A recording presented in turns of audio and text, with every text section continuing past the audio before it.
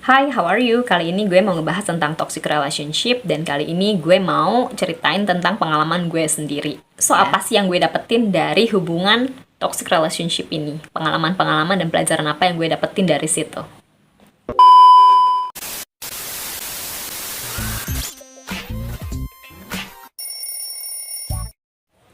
Oke, honestly gue salah satu orang yang sering ada dalam hubungan toksik ya, dan gue juga salah satu orang yang sulit keluar dari hubungan toksik itu, even gue menyadari itu.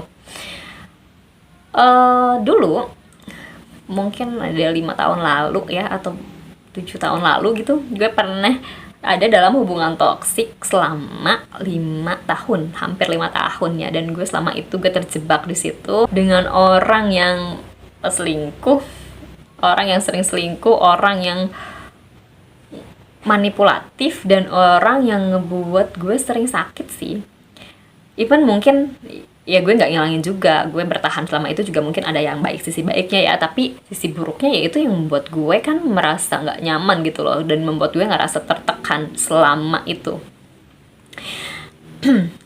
Gue bertahan selama itu dan selalu memaafkan kesalahannya dan berharap bahwa dia akan berubah suatu saat nanti gitu loh. Dan ternyata gue salah, dan jangan pernah berharap, untuk kalian nih yang sedang mengalami ini, sedang berada dalam toxic relationship juga, jangan pernah berharap pasangan kita itu akan berubah suatu saat nanti, atau ditunggu sampai married nih. Kita udah tahu hubungan kita nggak sehat, kita udah tahu pasangan kita memperlakukan kita seenaknya gitu, tapi kita malah kekeh untuk melanjutkan ke jenjang pernikahan nih, karena gue sayang nih, hubunganku udah lama banget nih, gue sayang udah nyaman sama dia nih, gue sayang karena gue udah kenal keluarganya nih, gue nggak males untuk untuk membangun hubungan baru gitu loh.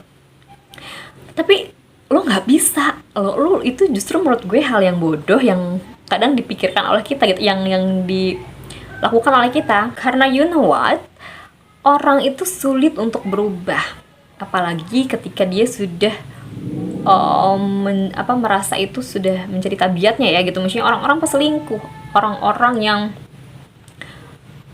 yang manipulatif, orang-orang yang suka berbohong, yang suka berhutang, orang-orang yang suka berjudi misalnya, orang-orang yang suka mabok, atau misalnya orang-orang yang suka kekerasan, itu kita jangan pernah berharap mereka akan berubah, apalagi karena kita gitu loh, karena nggak akan pernah.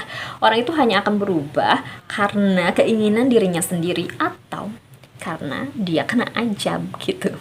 Jadi kalau kita berharap orang bisa berubah karena kita, sampai kapan gitu loh, karena bisa aja sampai mati dia nggak diizinkan untuk berubah sama Tuhan gitu loh, atau misalnya ternyata dia memang orang yang tabiatnya seperti itu, dan orang-orang yang bertabiat buruk itu memang sudah terbentuk seperti itu gitu loh. Memang mereka menganggap hal itu wajar. Misalnya orang yang suka kekerasan, atau orang suka KDRT, atau misalnya yang berselingkuh, biasanya orang yang seperti ini memang sudah terdesain atau terbentuk menjadi seperti itu karena background masa lalunya misalnya, atau background keluarganya, yang mereka menganggap hal itu wajar, kekerasan itu wajar, perselingkuhan itu wajar, yang akhirnya secara alam bawah sadarnya mereka itu ketika melakukan itu, mereka nggak melakukan kesalahan gitu loh, karena itu sebuah kewajaran untuk mereka, untuk hidup mereka. Jadi kita hati-hati kalau ingin hidup atau memutuskan hidup dengan orang yang kita tahu itu nggak baik gitu loh. Jadi dari sekarang, sebelum kita memutuskan ke jenjang yang lebih serius, untuk komitmen yang lebih serius, apalagi yang untuk long life gitu ya, untuk long time, yang kita tahu pernikahan itu, misalnya komitmen kita pernikahan itu hanya 1 kali seumur hidup, atau kita harus benar-benar milih the right one untuk kita gitu loh, yang betul-betul kita inginkan dalam hidup, yang membuat hidup kita itu bertumbuh dan kita sama-sama berkembang, bukan malah semakin menghimpit, semakin menekan, dan membuat kita semakin kecil gitu loh. Karena kan hubungan yang normal itu, hubungan yang sehat itu ya, hubungan yang antara orang-orang di dalamnya itu saling menumbuhkan, saling berbahagia, saling mendukung, saling berbagi dan saling menyayangi. Jadi kalau kita ngerasa hubungan kita udah nggak sehat nih, hubungan kita udah membuat kita ngerasa nggak nyaman, mendingan menurut gue sih pikir-pikir lagi deh untuk memutuskan untuk ke jenjang yang lebih serius gitu loh. Karena pernikahan itu bukan hal yang main-main, dan pernikahan bukan solusi untuk merubah orang lain gitu loh. Tapi kita juga harus tahu bahwa kita terbentuk dan kita terjebak dalam situasi dan hubungan yang seperti itu, hubungan yang nggak sehat, yang beracun, itu karena kita tumbuh dengan melihat orang tua kita misalnya, atau orang-orang di sekitar kita dengan hubungan yang toksik juga gitu loh. Jadi kita menganggap semua itu wajar. Hal-hal yang terjadi, kepahitan, perselingkuhan, kekerasan, kebohongan yang terjadi dalam hubungan itu wajar ada dalam sebuah hubungan gitu loh. Dan itu sebetulnya kan nggak sehat.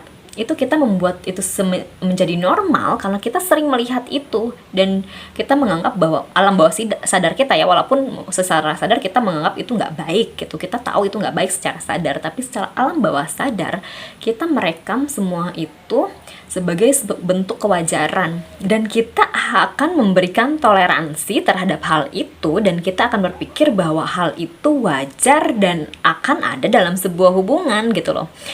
Dan itu sulit untuk kita keluar dari hubungan seperti itu, dan kita akan selalu terjebak dalam lingkungan seperti itu.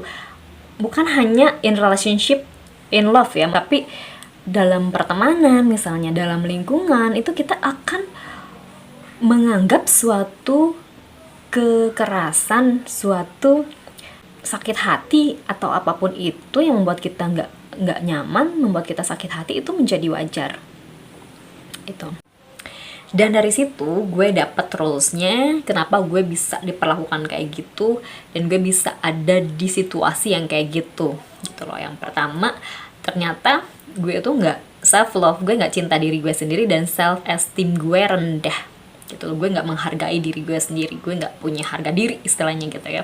Gue mau aja diperlakukan gimana pun sama dia, diperlakukan gimana pun sama keluarganya, dan itu ngebuat gue semakin tergerus gitu loh. Maksudnya gue nggak ngerasa diri gue pantas untuk mendapatkan itu, dan gue ngerasa bahwa dia itu levelnya di atas gue, dan gue ya udah, gue ngerasa bahwa mereka wajar memperlakukan gue kayak gitu loh. Padahal setelah gue pikir-pikir, setelah gue lepas dari dia dan gue udah nggak buta, hey, gue ngerasa gue special, and then gue bisa dapetin semuanya yang lebih dari dia gitu loh. Gue bisa dapetin semuanya yang lebih dari dia, dan itu yang ngebuat yang dulu ngebuat gue ngerasa kayak gimana ya, gue terasa dikubur, diri gue ngerasa dikubur, dan kepercayaan diri gue waktu itu rendah gitu loh, terhadap diri gue sendiri, terhadap lawan jenis juga gitu.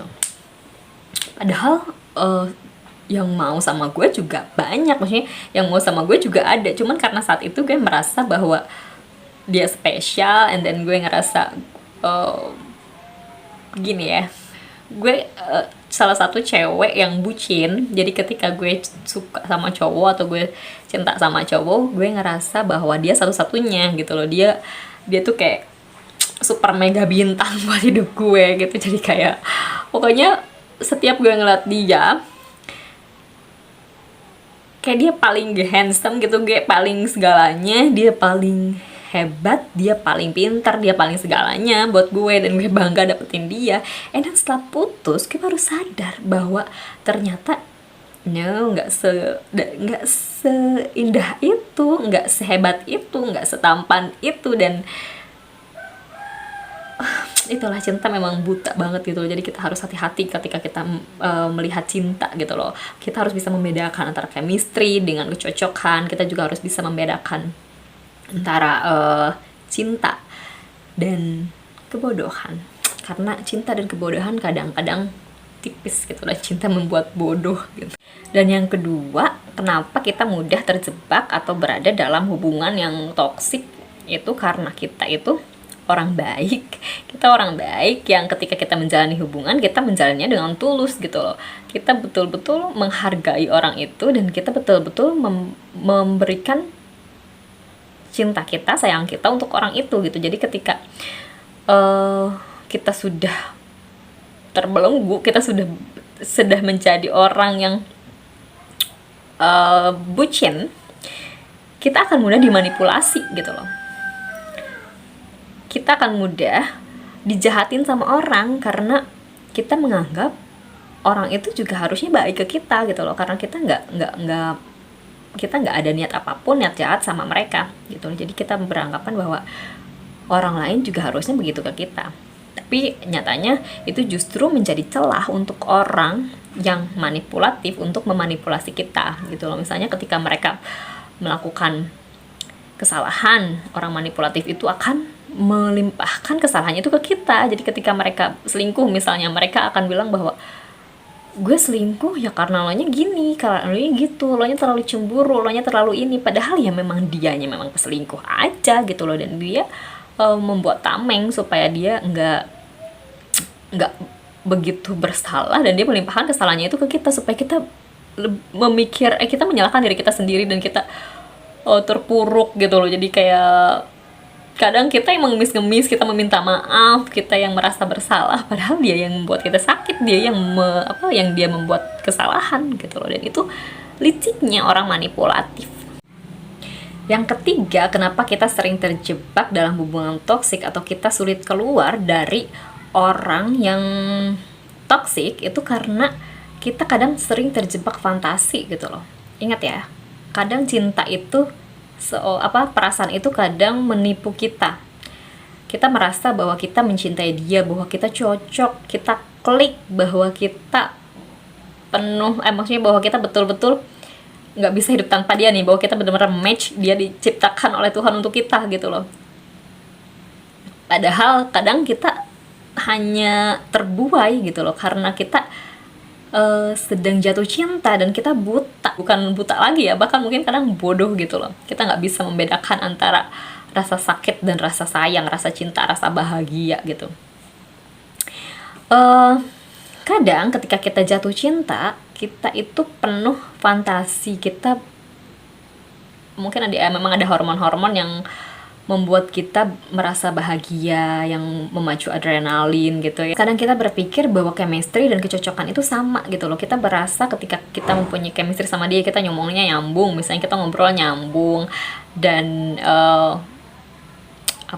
kita merasa ada hal-hal yang sama dalam diri kita. Kita merasa udah cocok nih, kita udah ngerasa bahwa wow, dia orang yang gue butuhin nih, dia orang yang gue cinta nih, dia orang yang diciptakan Tuhan buat gue nih gitu loh. Dan ternyata di perjalanan orang itu bisa berubah, dan itu ternyata topeng gitu loh, topeng di awal. Dan ketika nanti kita sudah terjerat, baru keluar aslinya gitu loh. Dan ternyata kita tahu bahwa kita hanya berfantasi atas semua itu, kita menganggap dia adalah the one untuk kita, padahal dia fake, dia hanya masuk ke kehidupan kita, dan dia berpura-pura menjadi apa yang kita mau gitu loh, supaya kita terjebak dalam permainan dia, dalam dalam kehidupan dia, dan kita sulit keluar gitu loh. Itu hal yang ngebuat kita sulit untuk keluar dari hubungan toksik, karena memang kadang hubungan toksik itu lebih membuat hati berdebar ya gitu loh. Jadi kayak kita tuh harus secara alamiah itu, kita kan kayak berburu gitu lah, manusia itu kayak ingin mendapatkan sesuatu yang sulit didapatkan gitu ya. Jadi ketika kita ngerasa hubungan kita akan lepas, kita nggak melepaskan itu, kita semakin menggenggam erat. Even kita ketika menggenggam erat itu, kita tahu kita terluka tangan kita nih, tapi kita akan semakin menggenggam erat itu gitu loh. Dan itu secara naluriah, alamiah, memang manusia kadang seperti itu. Tapi kita harus juga sadar bahwa itu tidak baik. Kita sekarang manusia yang harus lebih bijaksana. Kita harus tahu bahwa ada hal-hal yang baik untuk kita, dan ada hal-hal yang perlu kita lepaskan, atau ada hal-hal yang gak baik untuk kita gitu loh. Jadi kita harus sadar itu.